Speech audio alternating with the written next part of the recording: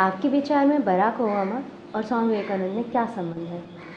देखिए, जब 1893 में स्वामी विवेकानंद अमेरिका पहुंचे थे अंतर्राष्ट्रीय धर्म सम्मेलन में हिस्सा लेने के लिए, तो उस समय उन्होंने एक तेजस्वी बालक को देखा और उस ज़माने में उनको निग्रो बोलते थे। क्षमा चाहता हूँ कि आज की सभ्यता में निग्रो या निगर शब्द का उपयोग नहीं करना चाहिए, लेकिन आज से 150 साल पहले यही शब्द का प्रयोग होता था। तो उन्होंने पूछा कि ये बालक कौन है, तो लोगों ने बताया कि ये साउथ अफ्रीका से आया है लड़का। इसके जो पड़ोस के गांव में जो कबीले के लोग थे, तो उन्होंने इसके माता पिता का कत्ल करके उन्हें काट के खा गए थे। तो ऐसी सभ्यता से वो बालक आया था।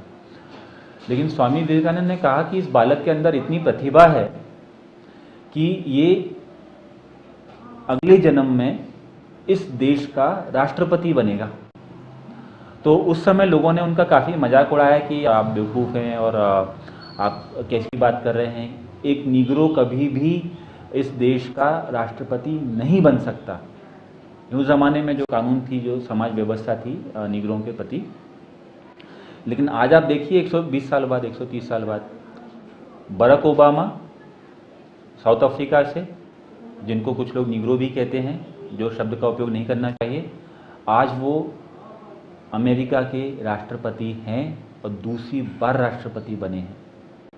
तो बराक ओबामा के राष्ट्रपति बनने की जो भविष्यवाणी है वो स्वामी विवेकानंद ने 1893 में की थी और 26 जनवरी की परेड में इस साल बराक ओबामा आ रहे हैं। तो क्या आप ये भविष्यवाणी और पुनर्जन्म में विश्वास रखते हैं? अब स्वामी विवेकानंद ने कहा था और वो भविष्यवाणी सच हुई।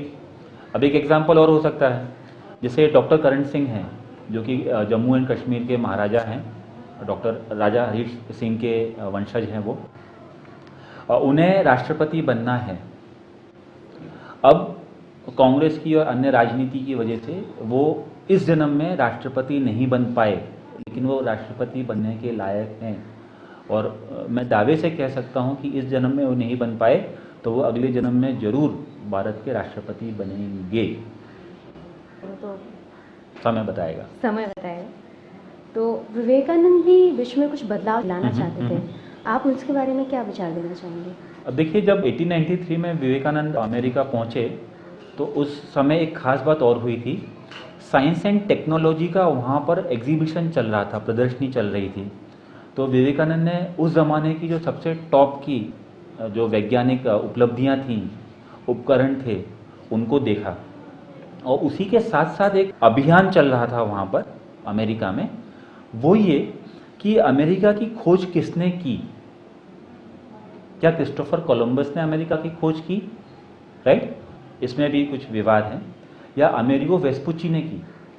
अब आप कहेंगे अमेरिगो वेस्पुची कौन है? तो आज से 500 साल पहले एक व्यक्ति था जो कि एक तरीके से फ्रॉड था, और क्रिस्टोफर कोलंबस इंडिया को खोजने आ रहे थे और वो एक प्रांत में पहुँचे, नई जगह पर पहुँचे। उनको लगा मैं इंडिया में आ गया, तो वहाँ के लोगों को उन्होंने रेड इंडियंस कहा, राइट। और जब वो ये खोज का आनंद ले रहे थे, उसी समय में अमेरिगो वेस्पुची नाम के एक व्यक्ति ने फर्जी दस्तावेज तैयार करवाए और एक जर्मन मैप मेकर था जिसका नाम था मार्टिन वॉल्शी-म्यूलर। उसके पास गए और कहा कि इस प्रांत की खोज मैंने की है। मैंने मतलब अमेरिगो वेस्पुची ने की है। तो इसका पूरा श्रेय अमेरिगो को दिया गया और उस स्थान का नाम अमेरिगो के नाम पे अमेरिका रखा गया। अब देखिए, उस समय इंटरनेट नहीं था, टेलीफोन नहीं थे, एसटीडी आईएसडी नहीं थे, तो बात समझ में आती है। और न्यूज़पेपर आने में भी 1 महीना 2 महीना लग जाता था। लेकिन अब तो इंटरनेट है, अब तो नॉलेज के सभी साधन हैं, सबूत हैं, तो क्यों हम एक फ्रॉड के नाम पे, अमेरिगो वेस्पुची के नाम पे अमेरिका शब्द को लेके चल रहे हैं? तो विवेकानंद इस बात से प्रभावित थे और मैं भी यही चाहूँगा कि यूनाइटेड स्टेट्स ऑफ अमेरिका में से अमेरिका शब्द को हटा दिया जाए, उस जगह का नाम सिर्फ और सिर्फ यूनाइटेड स्टेट्स हो।